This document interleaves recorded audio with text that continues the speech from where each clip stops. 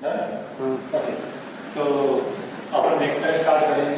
एक बहुत ही important topic है ये, आपके 11th के बहुत सारे चैप्टर्स में काम आए नहीं आएगा। न्यूटन लॉ ऑफ मोशन में आएगा, टू डायमेंशन मोशन में काम आएगा, ठीक है, और 12वीं क्लास में बहुत जगह काम आता है, ठीक है। बहुत ही इंपॉर्टेंट टॉपिक है, इसको अच्छे से ध्यान से समझना, ठीक है, और बहुत ही आसान टॉपिक है, ठीक। ओके, तो सबसे पहले क्या होता है, वेक्टर होता है क्या? वेक्टर समझने से पहले हम समझते हैं फिजिक्स में बहुत सारी चीजों को हमको मापना होता है ना। मेजरमेंट क्वांटिटी होती है, बहुत सारी चीजों को हमको मेजरमेंट करना होता है, ठीक है। तो उस क्वांटिटी को हम दो पार्ट्स में डिवाइड करते हैं ना। फिजिकल क्वांटिटी जो होती है ना, फिजिकल क्वांटिटी, फिजिकल क्वांटिटी को हम दो टाइप में डिवाइड करते हैं। सबसे पहले कौन सा टाइप आता है? Scalar quantity and vector quantity, है ना। स्केलर क्वांटिटी क्या होता है? जिसको रिप्रेजेंट करने के लिए, है ना, जिसको रिप्रेजेंट करने के लिए हमको केवल मैग्नीट्यूड की आवश्यकता होती है, ठीक है। मैग्नीट्यूड मतलब उसका परिमाण, उसका वैल्यू, ठीक। और वेक्टर क्वांटिटी क्या होता है? जिसको रिप्रेजेंट करने के लिए हमको मैग्नीट्यूड तो चाहिए ही, मैग्नीट्यूड के साथ साथ हमको डायरेक्शन जो चाहिए वो भी चाहिए उसमें, ठीक है। स्केलर क्वांटिटी जैसे कि मैं बता देता हूँ, सबसे आसान है मास, स्पीड, है ना, और डिस्टेंस, है ना। बहुत सारी चीजें इसमें आती है, देखेंगे टाइम टू टाइम क्या आता है इसके अंदर, ठीक है। और इसमें अगर हम वेक्टर में देखें ना, तो वेक्टर में क्या आता है? सबसे पहले आता है वेलोसिटी, डिस्प्लेसमेंट, एक्सेलरेशन, फोर्स, बहुत सारे चीज, मतलब और भी सारे चीजें आती हैं जिनको हम देखेंगे डिटेल में क्या होता है, किससे काम करना है, ठीक है। ओके, तो जैसे अगर मान लीजिए, ठीक है, मास को रिप्रेजेंट करने के लिए सिर्फ क्या चाहिए अपन को? मास को रिप्रेजेंट करने के लिए क्या चाहिए अपन को? केवल मैग्नीट्यूड चाहिए, क्वांटिटी है, ये सब क्वांटिटी वाइड चीज है। इसमें हमको इसको रिप्रेजेंट करने के लिए किसी डायरेक्शन की जरूरत नहीं है। लाइक मास को हमको रिप्रेजेंट करना है, जैसे 5 kg रिप्रेजेंट कर सकते हैं, 10 kg रिप्रेजेंट कर सकते हैं, इसमें कोई डायरेक्शन कुछ 10 kg इज कंप्लीट वैल्यू, है ना। 10 kg क्या है? कंप्लीट वैल्यू है ना। इसको और ज्यादा समझाने के लिए कोई चीज की जरूरत नहीं है, जैसे कि डायरेक्शन की जरूरत नहीं है। वैसे ही डिस्टेंस 10 मीटर, 15 मीटर, जो भी चीज होगा वो कंप्लीट वैल्यू है, ठीक है। लेकिन यहाँ पे देखिए वेलोसिटी, है ना, ये जो वेलोसिटी चीज है ना, इसको रिप्रेजेंट करने के लिए मान लीजिए एग्जांपल लेता हूँ। अगर आपको बोला जाए एक कार, है ना, एक कार कहीं जा रही है, तो दो चीजें आपके मन में ख्याल आएगा, पता है क्या? पहला ख्याल आएगा कि उस कार का स्पीड कितना है। स्पीड मतलब 10 kilometre per hour, 50 kilometre per hour, वो मैग्नीट्यूड होगा, ठीक। दूसरा सवाल आपके मन में आएगा कि वो जा किधर रहा है। दूसरा सवाल, मेन चीज दूसरा है यहाँ पे। पहला तो यहाँ पर भी आता है स्पीड, क्वांटिटी इसको हम बोलते हैं मैग्नीट्यूड, है ना। दूसरा चीज उसका डायरेक्शन, कौन से दिशा में वो जा रहा है ना। तो अगर मान लीजिए मैं बोलूं किसी कार का स्पीड है 50 किलोमीटर पर आवर, तो ये कंप्लीट मतलब कंप्लीट चीज नहीं बता रहा है, इसे मैग्नीट्यूड बता रहा है कितनी स्पीड से जा रहा है ना। लेकिन अगर मैं ये बोल दूं, ठीक, अगर मैं ये बोल दूं कि टुवर्ड्स इस डायरेक्शन में जा रहा है, मतलब वो इस डायरेक्शन में जा रहा है, तो ये कंप्लीट चीज है। ये क्या आ गया? आपका मैग्नीट्यूड आ गया। ये क्या आ गया? आपका डायरेक्शन आ गया। ये चीज आ गई। ओके, नेक्स्ट चीज अगर मैं इसको बताऊं आपको, तो नेक्स्ट चीज देखिए, अगर मान लीजिए यहां पे कोई एक टेबल है, ठीक है। इस टेबल के ऊपर कोई एक बुक पड़ा हुआ है, ठीक, बुक पड़ा हुआ है, ठीक है। अब क्या करना है? इस बुक को हमको इधर लेके जाना है, ठीक। तो हो सकता है बुक को 50 किलो का हो सकता है, 10 किलो का हो सकता है, 500 ग्राम का हो सकता है, ठीक। अगर मान लीजिए, ठीक, ये 2 किलो का है ना, तो इस बुक को उधर धकेलने के लिए कुछ मिनिमम अमाउंट को फोर्स चाहिए अपन को, ठीक। क्या बोला मैंने? फोर्स चाहिए, ठीक। फोर्स प्लस उसको इसी डायरेक्शन में फोर्स लगाना होगा, तभी वो उधर जाएगा। अगर मैं 2 किलो का फोर्स लगाऊं और इधर बुक जा रहा है ना, अगर मैं इधर फोर्स लगाऊं तो उसका कोई मीनिंग नहीं रहेगा, वो बुक तो कभी जा ही नहीं पाएगा, है ना। तो अगर मैं फोर्स लगा तो रहा हूं लेकिन हमको इधर भेजना है ना, इस डायरेक्शन में भेजना है ना, इस डायरेक्शन में भेजने के लिए हमको इधर ही फोर्स लगाना पड़ेगा है ना। तो यहाँ पे डायरेक्शन का इंपोर्टेंट आ जाता है वेक्टर क्वांटिटी में, है ना, क्लियर है ना, क्लियर, ठीक, ओके। तो ये डायरेक्शन इसमें बहुत इंपॉर्टेंट हो जाता है, ठीक है ना, स्केलर क्वांटिटी और वेक्टर क्वांटिटी में। तो नेक्स्ट अपन देखेंगे वेक्टर क्वांटिटी को में, और अपन को इसमें वेक्टर ही पढ़ना ज्यादा डिटेल में, ठीक है। तो आगे देखते हैं वेक्टर के बारे में। रिप्रेजेंटेशन ऑफ वेक्टर, वेक्टर को कैसे रिप्रेजेंट करते हैं? वेक्टर मान लीजिए कोई एक है ना, वेक्टर को हम ऐसे रिप्रेजेंट करते हैं। मान लीजिए कोई ए वेक्टर है तो इसको हम एरो लगा कर रिप्रेजेंट करते हैं। ये एरो क्या रिप्रेजेंट करता है? डायरेक्शन रिप्रेजेंट करता है। और जो ए है ना उसका मैग्नीट्यूड रिप्रेजेंट करता है, ठीक है। मैग्नीट्यूड कैसे देखेंगे, ठीक है। इसको हम किसी भी वेक्टर का जो उसका लेंथ होता है इसको हम ऐसे रिप्रेजेंट करते हैं, तीर मान लीजिए ऐसा बनाते हैं, ठीक है। ये वेक्टर है। इस वेक्टर का जो तीर है ना, पूरा लंबा सा तीर, ये जो लेंथ है ना ये क्या रिप्रेजेंट करेगा?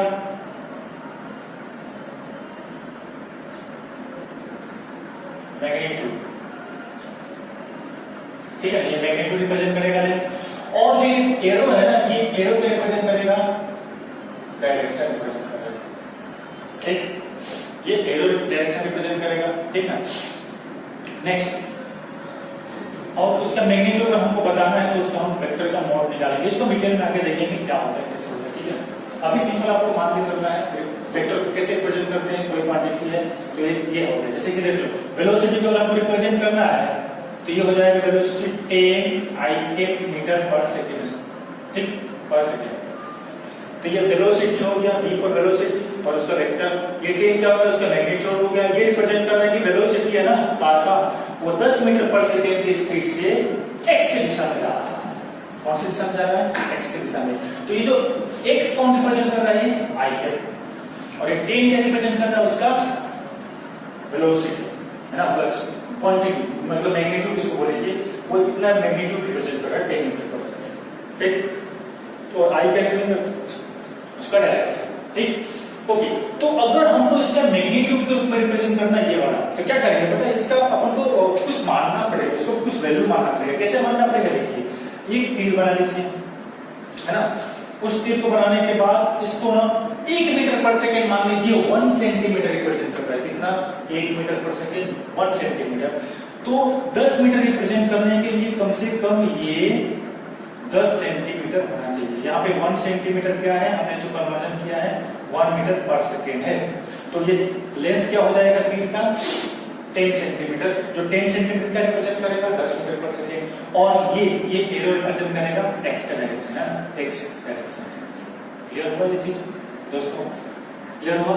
बढ़िया से क्लियर हो रहा है, ठीक है, ओके। अब हम देखेंगे अब क्या होगा ना, इसमें बहुत ही इंपॉर्टेंट टॉपिक आता है वेक्टर एडिशन, है ना। वेक्टर एडिशन देखेंगे, वेक्टर मल्टीप्लिकेशन भी देखेंगे। सबसे पहले वेक्टर एडिशन देखेंगे, ठीक है। वेक्टर एडिशन में देखिए क्या होता है। मैं इसका पहले इंपॉर्टेंट बताता हूँ ना, वेक्टर एडिशन क्यों चाहिए आपको।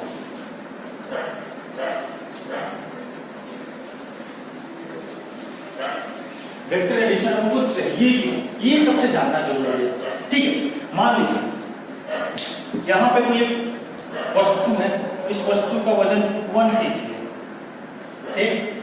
तो आप क्या करोगे, अगर इसको बोला जाए कि इसको यहां से यहां लेकर आना है तो क्या करोगे? सीधा धक्का देके आप लेकर आ जाओगे, कोई प्रॉब्लम नहीं होगी ना। आप क्या करोगे? इधर फोर्स लगाओगे तो इधर चला आएगा।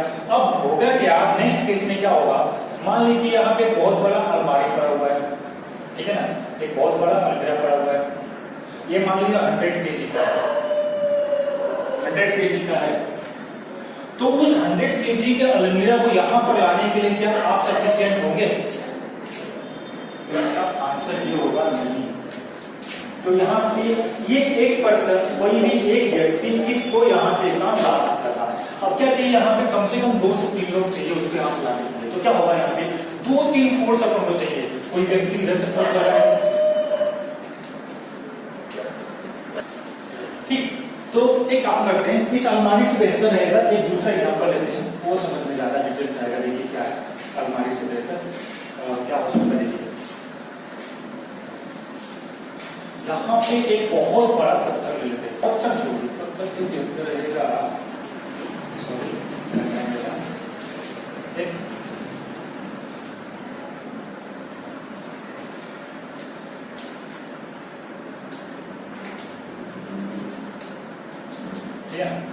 ये कोई ट्रॉली है, ठीक, ट्रॉली बहुत हैवी है, 1 टन मान लेते हैं, 1 टन है, सिंपल सी बात है। 1 टन का अगर ट्रॉली है तो उसको हम अकेले कुछ नहीं कर पाएंगे, है ना, अकेले उसको धक्का नहीं लगा पाएंगे।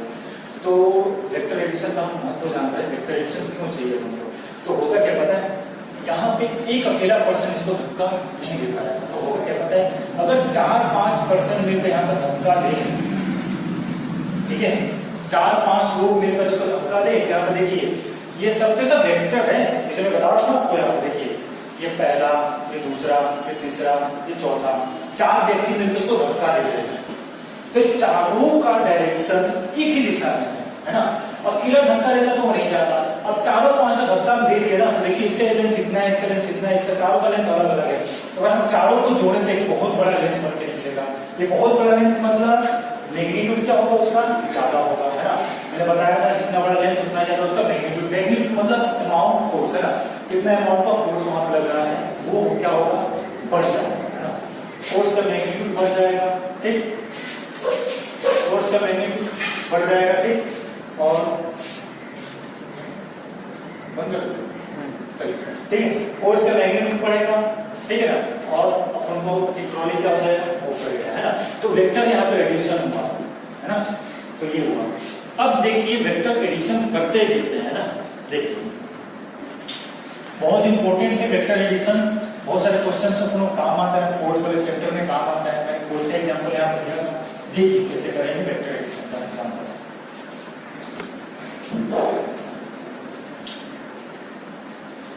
वेक्टर, तो वेक्टर एडिशन में सबसे पहला आता है, सबसे पहले मैं वेक्टर को थोड़ा सा मैं और थोड़ा सा बताना भूल गया, इसको क्या कहते हैं पता है, टेल कहते हैं, है ना, इसको क्या बोलते हैं, है ना, टेल और हेड आपको याद रखना है, ठीक है, छोटी सी चीजें आपको याद रखना है चीज को, ठीक है। अब देखिए वेक्टर एडिशन में सबसे पहला आता है इसमें triangle law of vector addition. देखिए अब क्या करना है, देखिए 2 वेक्टर यहां पे मैं लेता हूं, कोई भी आर्बिट्ररी, कोई ये वेक्टर ले लीजिए, वेक्टर ए और ये वेक्टर बी, ठीक है ना, इन दोनों को एड करना है, मतलब 2 फोर्स ले लीजिए ना, वेक्टर में समझ लीजिए 2 फोर्स मान लीजिए, फोर्स ए और फोर्स बी, दोनों को एड करना है ना। तो क्या होगा, देखिए वेक्टर ए को यहाँ पे क्या करना है, इसको जोड़ने के लिए इसको एज इट इज चेन उठा के यहाँ पर रख दीजिए, ये हो जाएगा वेक्टर ए, ठीक। अब ये इसका हेड, इसका टेल, वेक्टर ए के हेड पर वेक्टर बी का टेल रखिए, ठीक है ना। वेक्टर ए के हेड पर जैसे है वैसा एकदम एज इट इज वैसा ही, जैसे कि यहाँ मान लीजिए यहाँ पे कितना एंगल बना रहा है, यहाँ पे 60 डिग्री मान लीजिए एंगल बना रहा है, तो ये वेक्टर यहाँ पे जब रखेंगे ना, यहाँ पे देखिए यहाँ पे जब रखेंगे ना, यहाँ पे 60 डिग्री ही एंगल बनना चाहिए, ये नहीं कि यहाँ पे मतलब एंगल चेंज हो गया, फिर तो वैल्यू चेंज हो जाएगा, ठीक। तो यहाँ पे as it is vector B को हमने रख दिया, है ना। ये लेंथ भी सेम ही रखना चाहिए, मान लीजिए यहाँ पे लेंथ कितना है 5 सेंटीमीटर है, तो ये लेंथ भी कितना होना चाहिए 5 सेंटीमीटर ही होना चाहिए, ओके। अब मान लीजिए, ठीक, अब मानना क्या, देखिए क्या होता है, ये वेक्टर ए के हेड को हमने वेक्टर बी का टेल रख दिया, ये जैसे था वैसे ही। अब क्या करना है, वेक्टर ए के टेल को और वेक्टर बी के हेड को मिला देना है, देखिए वेक्टर ए के टेल के वेक्टर बी को हेड को मिला देना है, और जो ये वैल्यू होगा ना इसको हम बोलेंगे रिजल्टेंट वेक्टर। रिजल्टेंट वेक्टर क्या होगा पता है, vector A plus vector B, है ना, ये हो जाएगा आपका resultant, R vector R equal to vector B A plus vector B, ठीक, ये हो जाएगा रिजल्टेंट वेक्टर। मतलब यहाँ पे जो अकेले का मैग्नीट्यूड इतना था और यहाँ पे इतना था, इसका अब रिजल्टेंट वाले का मैग्नीट्यूड इतना हो जाएगा, बढ़ जाएगा। जरूरी नहीं कि हमेशा बढ़े, घट भी सकता है, देखेंगे कब घटेगा, ठीक है ना। यहाँ वेक्टर इतना हो गया और इसका डायरेक्शन क्या हो गया, देखिए ये वाला इसका डायरेक्शन हो जाएगा अल्फा, है ना। वो मतलब हॉरिजॉन्टल के साथ अल्फा डिग्री के डायरेक्शन में जा रहा है, तो वो डायरेक्शन कैसे निकालेंगे वो आगे डिस्कस करने वाले हैं, है ना। डायरेक्शन क्या होगा, उसका मैग्नीट्यूड क्या होगा, अपन सब डिस्कस करेंगे, ठीक है। तो ये अपना हो गया, क्या हो गया, triangle law of vector addition. Next इसी से जुड़ा हुआ हम ट्रायंगल लॉ ही बोलेंगे, इसको हम सिंपल सा देखते हैं, polygon law of vector addition. Polygon law of vector addition means polygon कब यूज होता है, मान लो देखिए यहाँ पे इसकी लिमिटेशन क्या है ट्रायंगल लॉ का। ट्रायंगल लॉ में सिर्फ दो ही वेक्टर हमने ऐड किया।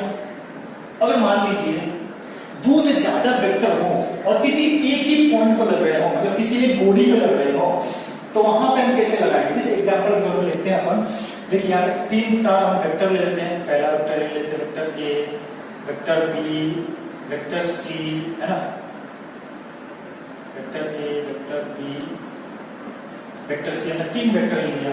इस चालू ले सकते हैं, इनफाइनाइट नंबर से वेक्टर ले सकते हैं, है ना। जरूरी नहीं तीन ही में 3 लिया समझाने के लिए, 3 ले लिया, 4-5 कुछ भी ले सकते हैं, ठीक है। कोई इसको वेक्टर ले सकते हैं, नंबर से वेक्टर ले सकते हैं, है ना।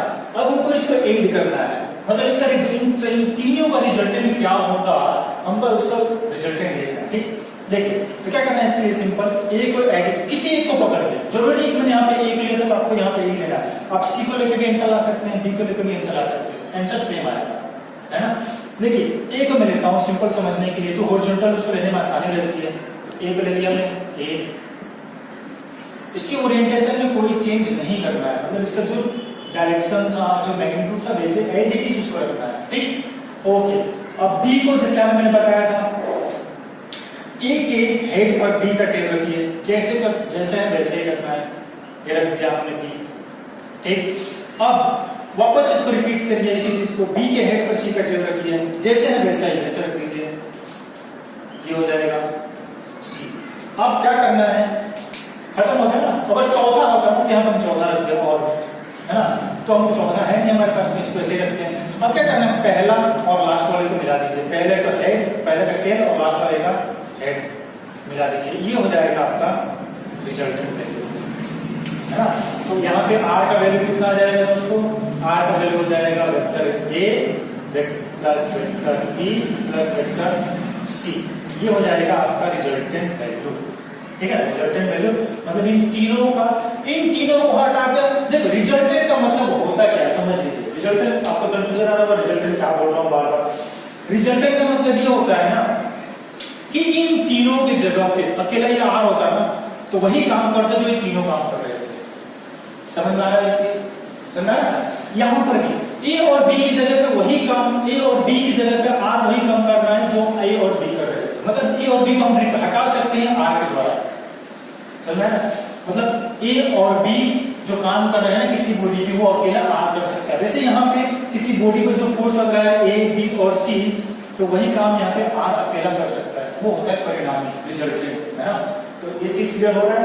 अब देखिए आप बोलेंगे क्या वेक्टर कहाँ लग रहा है, कैसे लग रहा है, तो इसको मैं एग्जांपल समझाता हूँ, इसको वापस हम और डिटेल में ले सकते हैं। मान लीजिए कोई बॉडी है ना, इस बॉडी पे ए वाला इधर फोर्स लगा रहा है, देखिए जैसे कोई ऐसे लगा रहा है, ये बी वाला इधर फोर्स लगा रहा है, देखिए सी वाला देखिए इधर फोर्स लगा रहा है कि नहीं, जैसा था वैसा ही होगा ना। अब इन तीनों को ऐड करेंगे ना तो ये वाला आएगा। इसका मतलब ये हुआ कि फाइनली बॉडी इधर ट्रेवल करेगा, ये आर, क्लियर हुआ, ये रिजल्टेंट हो जाएगा, है ना। इसको हटा के मतलब बॉडी के अंदर ही जाएगा ये चीज, है ना, ये हो जाएगा आर हो जाएगा, इधर बॉडी जाएगा, है ना। तो ये होता है वेक्टर एडिशन, मतलब ये 3 फोर्स मान लीजिए ना समझने के लिए, ये 3 फोर्स किसी बॉडी पर लग रहे हैं, तो इन तीनों को हटाकर हम एक ऐसा फोर्स रख सकते हैं जो वो अकेला इधर लेके जाएगा, क्लियर हुआ। ये वेक्टर मतलब एडिशन का मीनिंग है। ओके, अब नेक्स्ट वन पे चलते हैं, parallelogram law of vector addition. ये पॉलीगॉन हो गया, ट्रायंगल हो गया, और अब चलते हैं parallelogram of vector addition.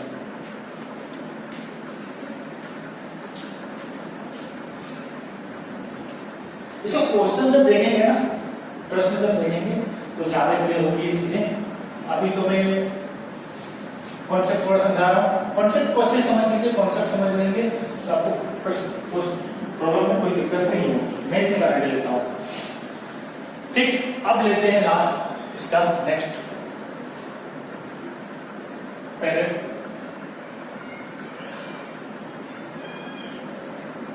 Parallelogram of vector, parallelogram law of vector addition, ठीक। Any issue? Okay, parallelogram law of vector addition. Parallelogram of law of addition मतलब क्या है? आपको सिमिलर ट्रायंगल जैसा ही दिखेगा, बट इसको थोड़ा सा अलग नाम दे दिया है। सब कुछ सेम ही है, बस स्टूडेंट के मन में थोड़ा सा अलग आ जाता है कि पैरेललोग्राम अलग है और ट्रायंगल अलग है। बहुत सेम चीज, थोड़ा सा डिफरेंट है, क्या देखना है आपको। इसको अलग नियम मान कर ही चलना है। देखिए सेम है, इसी को लेकर वापस है ना, जो मैंने ट्रायंगल लॉ में लिया था। थर्ड वन है, इसको नाम लेते हैं थर्ड, है ना। देखिए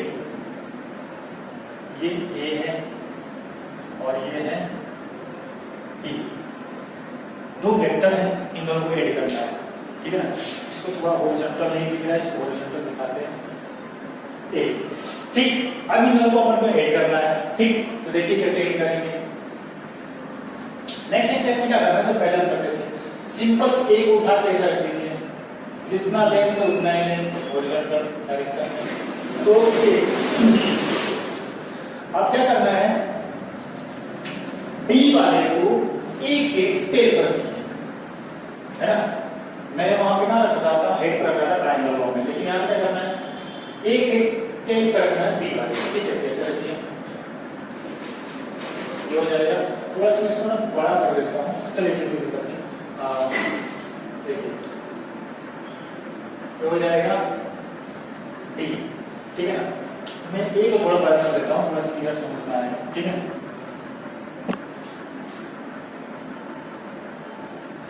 ए है ना, ये वेक्टर ए और वेक्टर बी हो गया। अब क्या करना है, वेक्टर ए के पैरेलल में एक लाइन ड्रॉ कीजिए यहाँ पे, क्लियर।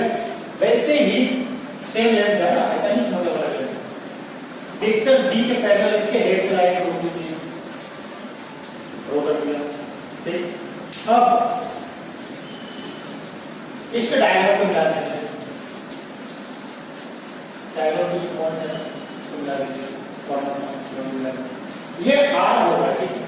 आर को तो पता ही क्या कहना चाहता हूं, ये हो जाएगा vector A plus vector B, ये हो जाएगा आपका रिजल्टेंट वेक्टर। अब हम इसको फाइनली हम देखेंगे कि कैसे काम करता है, देखिए, ठीक है। देखिए कैसे करना है, मान लीजिए यहां पर ए और बी के बीच का दोनों का एंगल कितना था, थीटा एंगल था, है ना। यहाँ ऐसा अगर हम इसको एक्सटेंड करेंगे ना तो पता चल जाएगा एंगल कितना है, ये वाला थीटा हमने माना है, ठीक है ना। अब यहाँ पे देख लीजिए कि रिजल्टेंट का एंगल मैं मान लेता हूं यहाँ पे कितना है, अल्फा। रिजल्टेंट का हॉरिजॉन्टल के साथ कितने एंगल में मान लिए, अल्फा, ठीक है। इसको आगे एक्सटेंड कीजिए, ठीक। अब यहां से एक लंब परपेंडिकुलर डाल दीजिए ना, 90 डिग्री है, परपेंडिकुलर डाल दीजिए, ठीक। अब मैं सबको कुछ नाम दे देता हूं, देखिए टी नाम डालने की छोड़ते नाम कैसे देते हैं, P Q R S T में नाम देता हूं, है ना, ऐसे नाम लेके दीजिए। अब देखिए हमको रिजल्टेंट का एग्जैक्ट वैल्यू पता करना है क्या आएगा, है ना। थीटा के फॉर्म में, ए के फॉर्म में, बी के फॉर्म में, है ना। यहाँ पे देखिए ए का मैग्नीट्यूड में मान लेता हूँ ए है और बी का मैग्नीट्यूड मान लेता हूँ बी है ना। मैग्नीट्यूड मैंने बता रखा है क्या होता है, परिमाण, उसका वैल्यू, क्वांटिटी, ठीक। ओके, और यहाँ पे थीटा क्या है, angle between A and B, vector A and B. Okay, अब देखिए इस ट्रायंगल में देखिए थोड़ा सा 90 डिग्री से नहीं दिख रहा है, इसको 90 डिग्री से दिखाते हैं, है ना। और 90 डिग्री से दिखेगा, है ना। अब थोड़ा ध्यान से देखेंगे, ट्रायंगल पी एस आर है ना, एक राइट एंगल ट्रायंगल है ना। राइट एंगल ट्रायंगल का लॉ क्या कहता है, कि कौन का स्क्वायर मतलब PS का स्क्वायर और PR का स्क्वायर प्लस SR का स्क्वायर, है ना। तो hypotenuse square equal to perpendicular square plus base square, ठीक। तो अब देखिए मैं तीनों का वैल्यू निकालता हूं। यहाँ पे आप ध्यान से देखेंगे तो PS इक्वल टू क्या है, रिजल्टेंट वैल्यू है ना, ओके। और PR को मैं क्या लिख सकता हूं, PR को मैं लिख सकता हूं PQ plus QR, PQ plus QR। अब देखिए अगर ये एंगल थीटा है तो ये वाला एंगल भी क्या होगा, थीटा है ना, वाला एंगल भी क्या होगा, थीटा होगा। तो देखिए मैं इस ट्राइंगल से मैं क्या लिख सकता हूं, from triangle QSR, triangle QSR से मैं क्या लिख सकता हूं, cos theta, cos theta equal to क्या हो जाएगा, बेस अपॉन हाइपोटेन्यूज। बेस क्या है यहाँ पे QR, हाइपोटेन्यूज क्या हो जाएगा QS, है ना। तो QR इक्वल टू क्या हो जाएगा यहाँ पे QS इंटू cos थीटा। देखिए QS का वैल्यू कितना है, QS इज मैग्नीट्यूड में कितना है, किसके इक्वल है, B के बराबर है ना। तो यहाँ पे क्या जाएगा B cos theta, vector B है यहाँ पे, ध्यान रखिएगा QS क्या है, वेक्टर B है, वेक्टर B का मैग्नीट्यूड है यहाँ पे, ठीक है। तो QR का वैल्यू कितना आ गया B cos थीटा, ओके। तो देखिए PQ का वैल्यू कितना आ जाएगा, P से Q का वैल्यू कितना आ जाएगा, A, मैग्नीट्यूड यहाँ पे ले रहे हैं, डायरेक्शन नहीं ले रहे, ध्यान रखिएगा। QR का वैल्यू कितना आ गया हमारे पास B cos थीटा, है ना। PR का वैल्यू हमारे पास आ गया, ओके। अब देखिए SR हमको SR का वैल्यू भी निकालना है, तो मैं यही भी निकाल देता हूं। देखिए sin थीटा क्या हो जाएगा, sin थीटा इक्वल टू होता है परपेंडिकुलर ऑफ हाइपोटेन्यूज, परपेंडिकुलर क्या हो जाएगा SR, हाइपोटेन्यूज क्या हो जाएगा SQ, ठीक। तो SR इक्वल टू क्या हो जाएगा SQ into sin theta. SQ का वैल्यू देखिए कितना है, वापस SQ का वैल्यू वापस B के बराबर हो जाएगा, है ना। ये वाला वैल्यू इसके बराबर है, ये हो जाएगा B sin थीटा। ऐसा का वैल्यू हमारे पास आ गया। अब देखिए हमारे पास PS का वैल्यू है, PR का वैल्यू है, SR का वैल्यू है, सबका वैल्यू इस इक्वेशन में रख देते हैं, ठीक है। तो PS इक्वल टू क्या हो जाएगा R स्क्वायर, ठीक। PR का वैल्यू क्या हो जाएगा A plus B cos theta का स्क्वायर प्लस SR का वैल्यू क्या हो जाएगा B sin थीटा का स्क्वायर, ठीक। अब हम इसको देखिए प्लस B का स्क्वायर फॉर्मूला लगा दीजिए, दिया जाएगा A square plus B square cos square theta plus 2AB cos theta plus B square sin square theta, ठीक। अब देखिए आगे मैं इसको लेता हूं, देखिए यहां पे आ जाएगा R स्क्वायर। देखिए इसमें से और इसमें से B स्क्वायर कॉमन आता है ना। तो ये हो जाएगा, पहले A स्क्वायर लिख देते हैं, A square plus B square, cos square plus sin square theta का वैल्यू होता है 1, तो उसको लिखने की जरूरत नहीं है, हटा देते हैं इसको direct, plus 2AB cos theta, है ना। तो यहाँ पे R का वैल्यू क्या आ जाएगा, R इक्वल टू हो जाएगा A square plus B square plus 2AB cos theta, ये फाइनली वैल्यू आ गया R का मैग्नीट्यूड का, है ना। R का परिमाण का वैल्यू ये आ गया, है ना। इसके बारे में डिटेल से देखेंगे थीटा का क्या इफेक्ट आता है इसके ऊपर, ठीक है। अब देखते हैं आगे इसका डायरेक्शन कैसे निकालेंगे, अल्फा बहुत आसान है डायरेक्शन निकालने के लिए। tan अल्फा लगा दीजिए फॉर्मूला, tan का फॉर्मूला क्या होता है, tan perpendicular upon base, perpendicular क्या है SR, है ना। बेस कितना है PR, SR का वैल्यू कितना देखिए B sin theta upon PR का वैल्यू कितना है, आपने निकाला है ना PR का value A plus B cos theta, ठीक। A plus B cos theta, ठीक। तो यहां पर देखिए आगे अल्फा इक्वल टू हो जाएगा 10, यहाँ पे आ जाएगा, ठीक है। तो ये मैं इधर आके लेता हूँ इसको।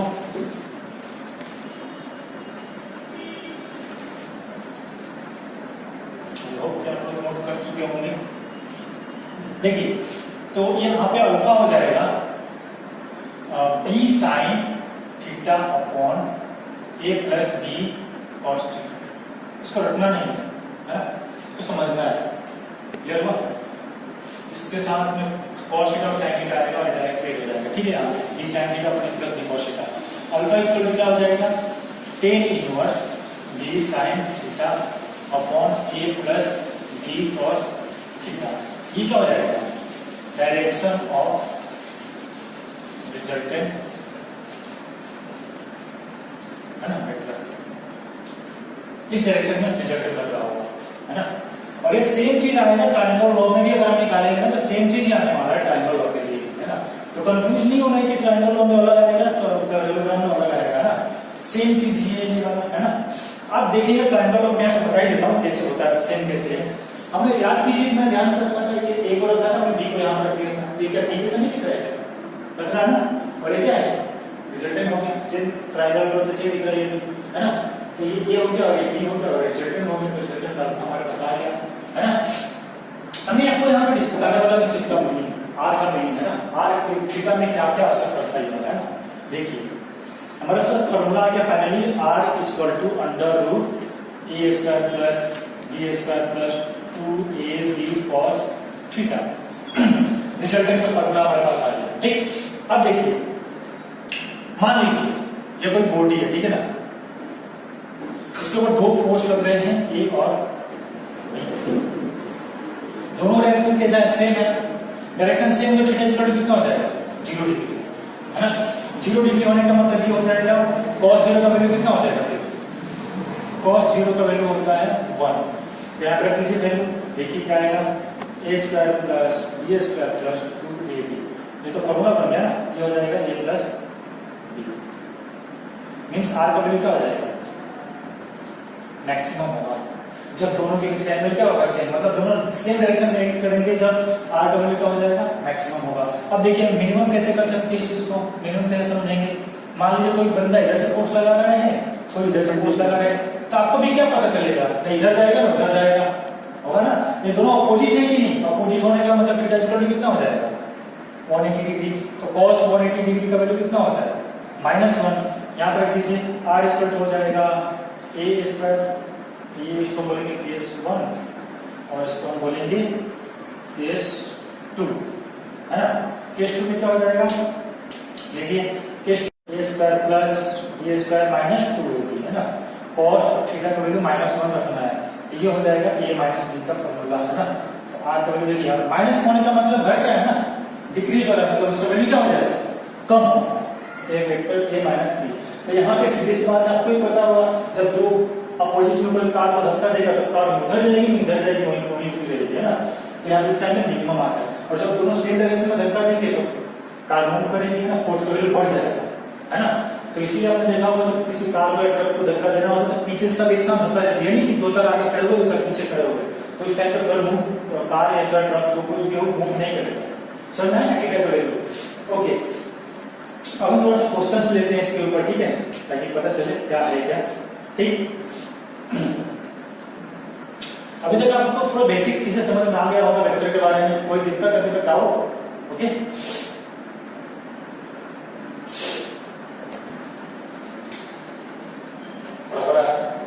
ओके, हमने एडिशन देख लिया था, वेक्टर एडिशन ठीक है थोड़ा। अभी इसमें देखते हैं next subtraction.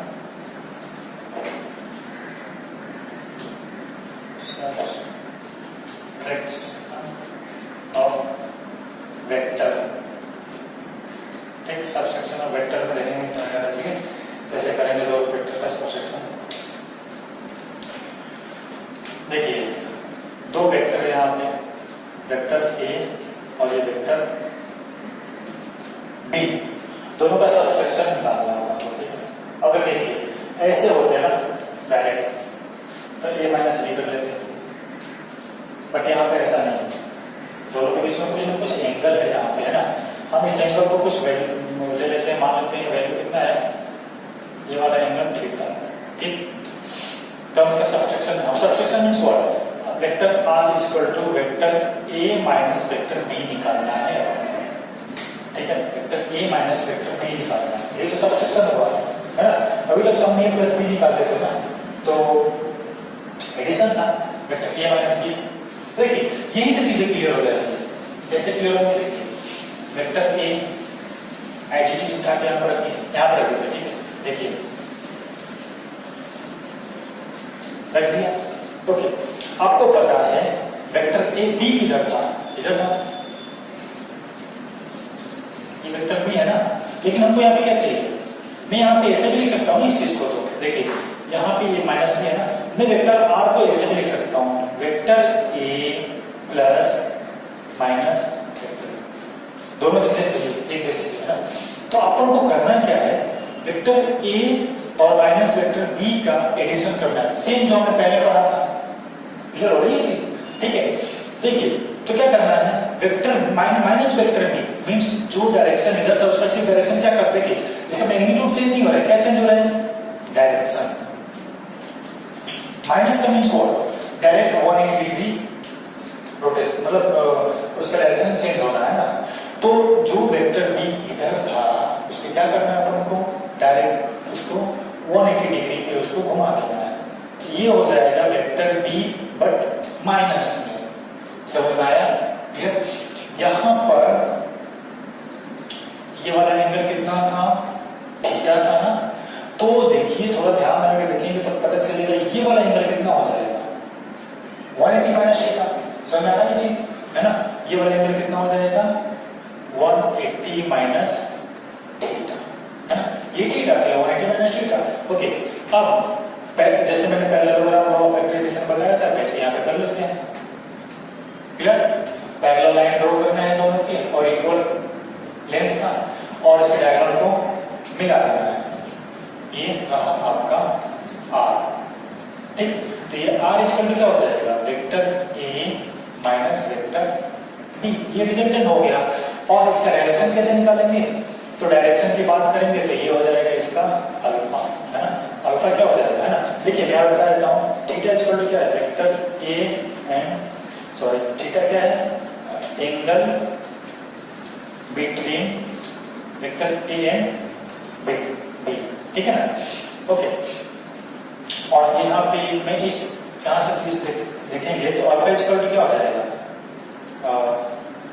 Direction of resultant vector, direction of resultant vector है, अल्फा की डायरेक्शन में जा रहा है। ओके, तो अगर हमको यहाँ पे देखा जाए तो इसका मैग्नीट्यूड कैसे निकालेंगे, है ना। तो मैं मैग्नीट्यूड निकालने के लिए थोड़ा सा इसको सिंप्लीफाई करता हूँ, इसको यहाँ से हटा देता हूँ, है ना, इसको मैं ऊपर ले लेता हूँ, ठीक। देखिए वेक्टर ए और ये हो जाएगा r। ओके, अब देखिए यहाँ पे एक लाइन परपेंडिकुलर डाल दीजिए, ठीक। परपेंडिकुलर डालने के बाद देखिए यहाँ पे 90 डिग्री का एंगल बन जाएगा, ठीक। ओके, तो देखिए यहाँ पे ये हो जाएगा, ठीक है। यहाँ पे वाला एंगल कितना बनेगा, थोड़ा ध्यान लगाकर देखने तो पता चलेगा, ये वाला एंगल कितना होगा, थीटा होगा, ये वाला एंगल इक्वल होगा, ठीक है ना। ओके, तो ये थीटा हो गया। अब इसका मैं नाम देता हूँ P Q R S T नाम देता हूँ, अपने हिसाब से कोई भी नाम ले लीजिए, है ना। तो यहाँ पे हमको वापस क्या करना है, हमको आर निकालना है। तो ये देखिए ट्राइंगल, यहाँ देखिए T Q R, sorry T Q R नहीं, T Q S, triangle T Q S क्या है, राइट एंगल ट्राइंगल है ना। राइट एंगल ट्राइंगल है तो यहाँ पे ध्यान से देखेंगे T Q square equal to S Q square plus S T square, है ना। T Q square equal to Q S square plus S T square, हो रहा ना, hypotenuse square perpendicular square plus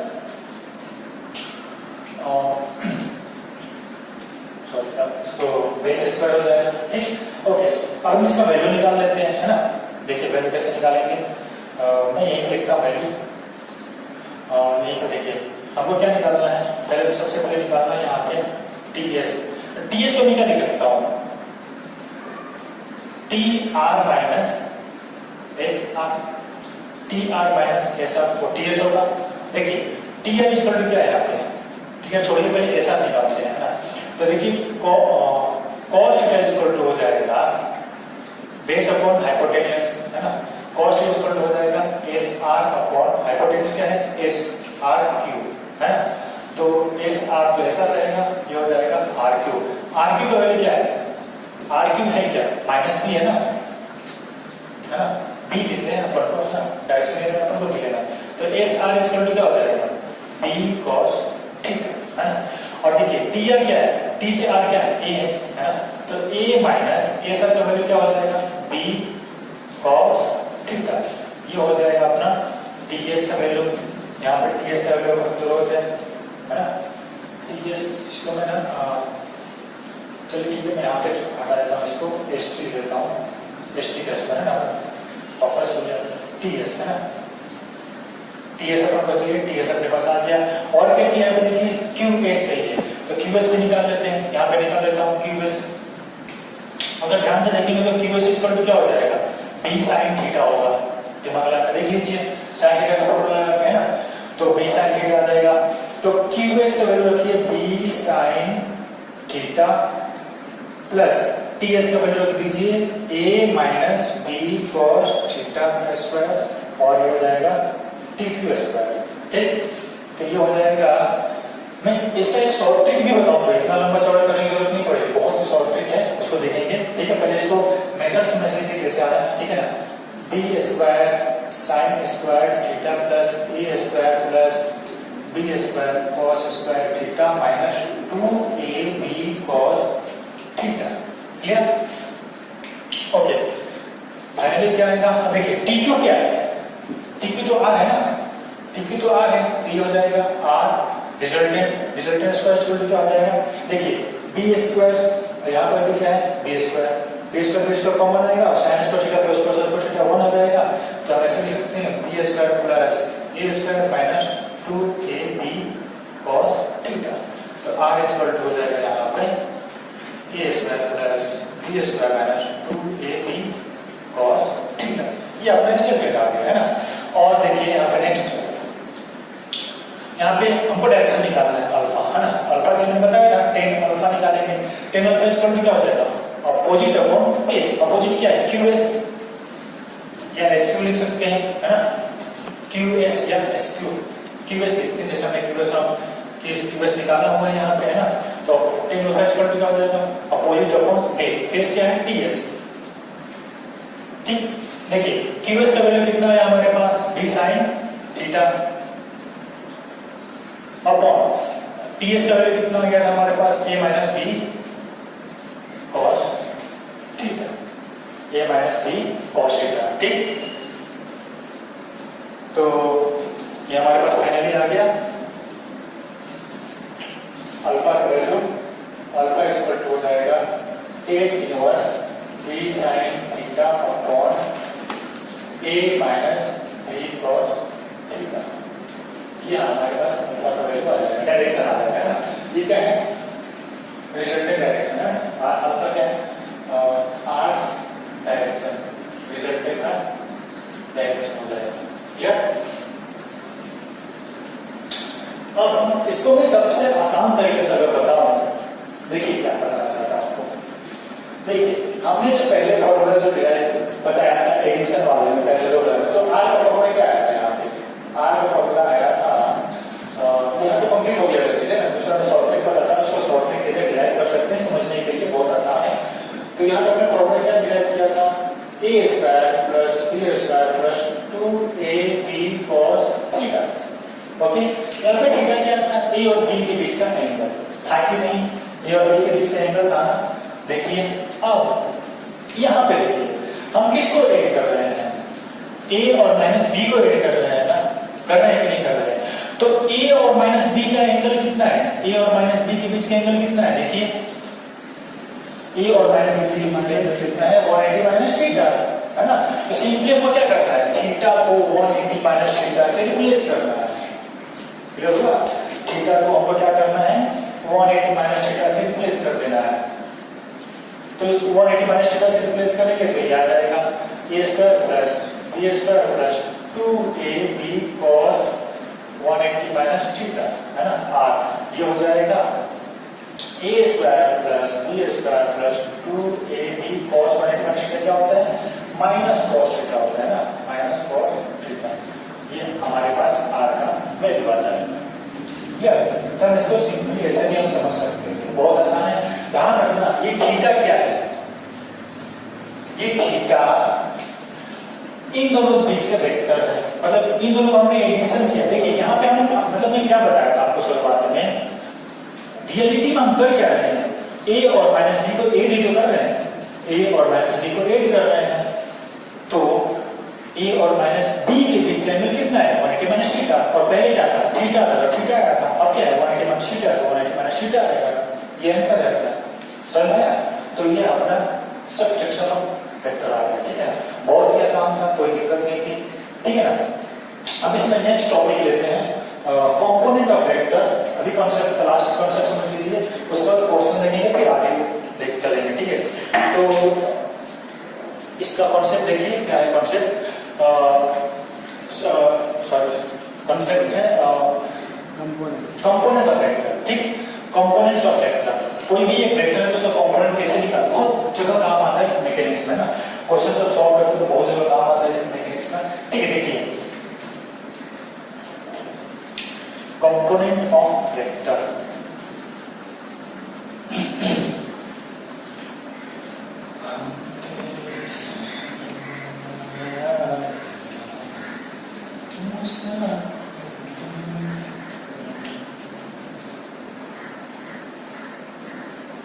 देखिए कंपोनेंट ऑफ वेक्टर बहुत अच्छे से समझ के चलिए, ये चैप्टर इतना इंपॉर्टेंट है आपको बता नहीं सकता, ठीक है ना।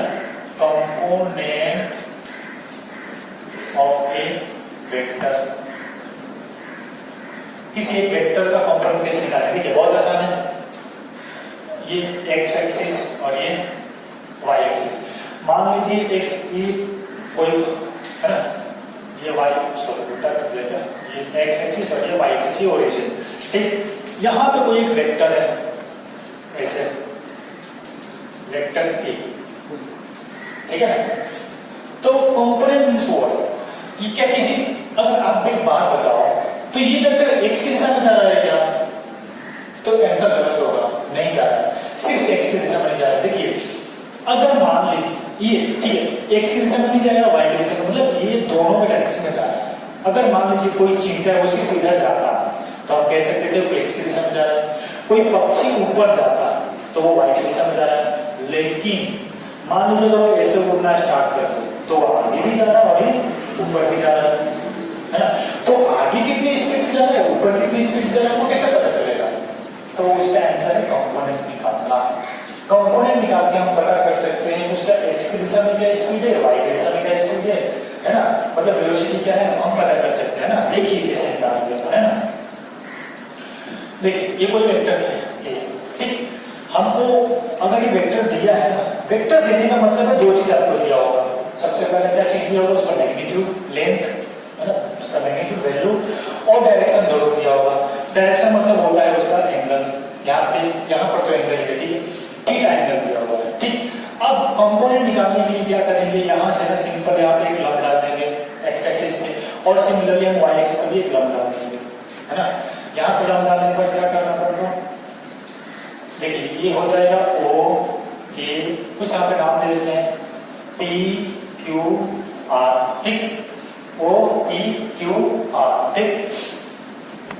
अब देखिए आप देखेंगे कि ये हो जाएगा ओपी और ये हो जाएगा ओआर। ये जो ओपी होगा ना, वेक्टर ओपी, ये वेक्टर ए का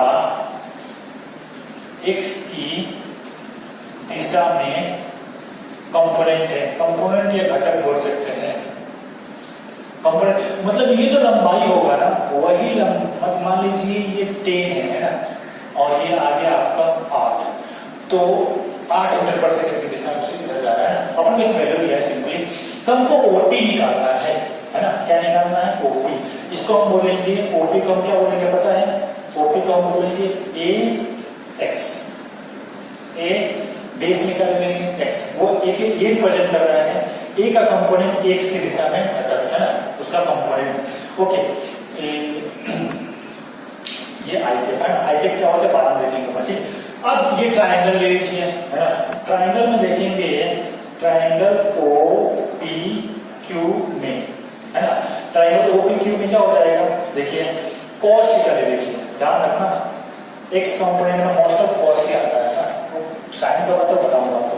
ठीक है, कॉस थीटा इक्वल टू क्या हो जाएगा, आधार sorry base upon hypotenuse, base क्या हो जाएगा ओपी,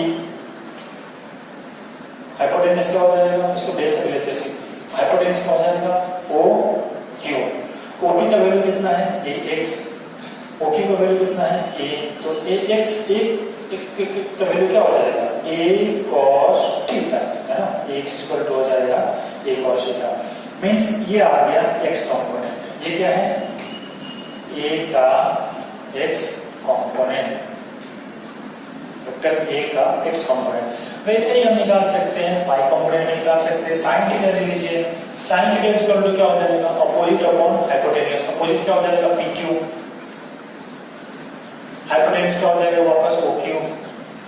अब देखिए यहाँ पे पी क्यू और ओ आर दोनों सेम है ना, मैं क्या बता सकता हूँ यहाँ पे पी क्यू और ओ आर दोनों सेम है लेंथ में है ना, तो पी क्यू को ओ आर से रिप्लेस कर दूंगा, ओ आर और एक और ओ आर क्या हो जाएगा ए वाई, वाई कंपोनेंट है ना, तो ओ आर को मैं लिख दूंगा यहाँ पे ए वाई, और ओ क्यू क्या हो जाएगा यहाँ पे वापस ये हो जाएगा है ना साइन थीटा है ना, तो ए वाई इक्वल टू क्या हो जाएगा ए साइन थीटा, ए का मतलब वाई कंपोनेंट क्या आ जाएगा ए साइन थीटा है ना।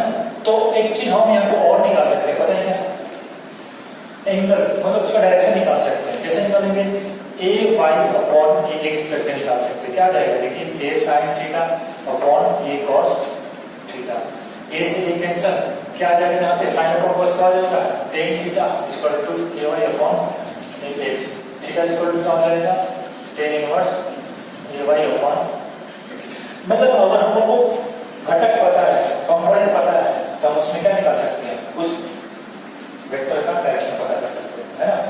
और हमको ए को रिप्रेजेंट करना है कैसे, देखिए ये कैसे रिप्रेजेंट करेंगे, वेक्टर ए इक्वल टू हो जाएगा ए एक्स आई के प्लस ए वाई जे के